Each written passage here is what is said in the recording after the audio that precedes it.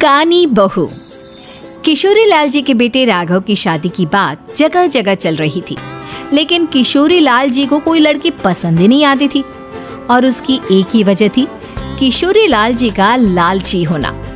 उनको लड़के वालों से मोटा दहेज चाहिए था और इसी चक्कर में एक दिन वो एक बहुत पैसे वाले के घर अपने बेटे का रिश्ता लेकर पहुंचे। उस आदमी का नाम था ओम प्रकाश। देखिए किशोरी लाल जी, मेरी एक ही बेटी है और मेरी सारी संपत्ति जायदाद सब कुछ मेरी बेटी नैना का ही है। पापा, नाम से लगता है बहुत खूबसूरत होगी। कितना अच्छा नाम है ना, नैना। ओ वैसे बात तो सही है आपकी।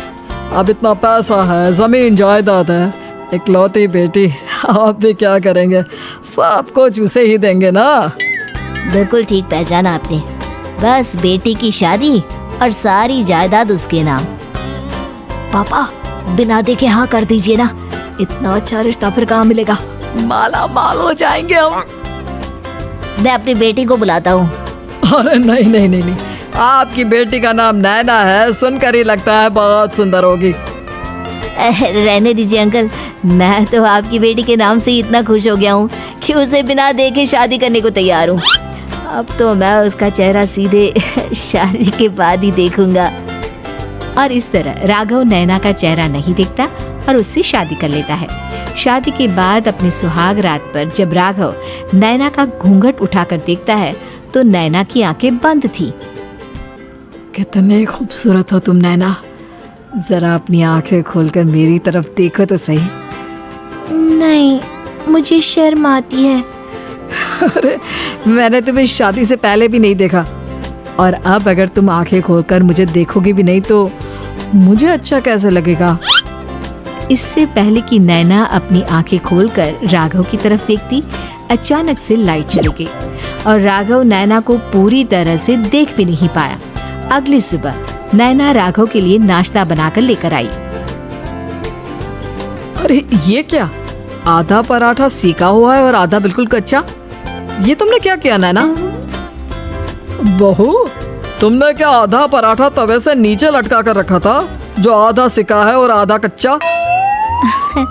मुझे जितना दिखेगा उतना ही तो सीखूंगी ना पापा जी। जहाँ जहाँ मुझे नजर आ रहा था वहाँ मैंने सीख लिया, जहाँ जहाँ नहीं दिखा वहाँ कच्चा रह गया होगा। इसका क्या मतलब है? ये कैसा मजाक कर रही है तुम? अरे बहू, तुमने इतना लंबा घूंघट क्यों लगाया हुआ है? देखो, हमारे घर में बहुओं को बेटी की तरह रखा जाता है, और फिर तुम तो इतना सारा माल लेकर आई हो। देखो, ये घूंघट डालकर रखने की कोई जरूरत नहीं है। हाँ नैना, पापा जी ठीक कह रहे हैं, तुम तो आराम से रहो, अपना ही घर समझो। नैना अचानक से अपना घूंघट उठा लेती है। अरे ये क्या पापा, नैना की तो एक आंख फूटी हुई है। नाम से नैना, लेकिन ये तो कानी बहू निकली। मेरे साथ धोखा हुआ है, धोखा। बिना दिखाए अपनी कानी लड़की मेरे संग ब्याह दी। मुझे कानी बीवी नहीं चाहिए। मुझे अभी ओम प्रकाश जी से बात करनी पड़ेगी। आखिर उन्होंने मेरे साथ ऐसा किया क्यों? अरे आप लोगों ने ही तो पापा से कहा था कि आप लोग शादी से पहले मुझे देखना नहीं चाहते। अब मेरे पापा पर क्यों इल्जाम लगा रहे हैं? अरे लेकिन उन्हें बताना तो चाहिए था ना कि तुम कानी हो, एक आंख से तुम्हें दिखाई नहीं देता। किशोरी लाल और राघव नाराज होकर ओम प्रकाश को अपने घर बुलाते हैं। पापा जी, ये आपने क्या किया? शादी से पहले बताया क्यों नहीं कि नैना की आंखों में परेशानी है? अरे आप ही ने तो लड़की देखने से मना कर दिया था। और लेकिन आप बता तो सकते थे। आपको तो हमारी बेटी की प्रॉपर्टी चाहिए थी, वो भी पूरी की पूरी। अब क्या हुआ अगर उसे आधा दिखाई देता है? प्रॉपर्टी तो आपको पूरी मिल गई ना। अरे ये क्या बात हुई? मेरी शादी प्रॉपर्टी से नहीं, आपकी बेटी से हुई है। अब ये तो पहले सोचना चाहिए था, तब तो मेरी प्रॉपर्टी देखकर तुम्हारी जुबान लप लपा रही थी। लेकिन मैं कानी लड़की को अपनी बीवी बनाकर नहीं रख सकता। पापा कुछ करिए ना आप। हाँ करता हूँ। देखिए ओम प्रकाश जी, आप हमारे साथ ऐसा नहीं कर सकते। और तुम देखो, अगर तुमने मेरी बेटी से शादी तोड़ी ना, तो जो भी प्रॉपर्टी मैंने तुम्हें दी है वो तो पूरी की पूरी वापस ले ही लूंगा, और आधी प्रॉपर्टी तुम्हारी भी लूंगा। अरे मेरी आधी प्रॉपर्टी भला क्यों लेंगे आप? इसलिए क्योंकि मेरी बेटी को आधा नजर आता है और उसकी नजर अभी तक तुम्हारी आधी जायदाद पर ही पड़ी है। अब तुम उसे घर से निकालोगे तो कुछ तो लेकर जाएगी ना। और अगर हम आपकी बेटी को अपने घर की बहू बना कर रखे तो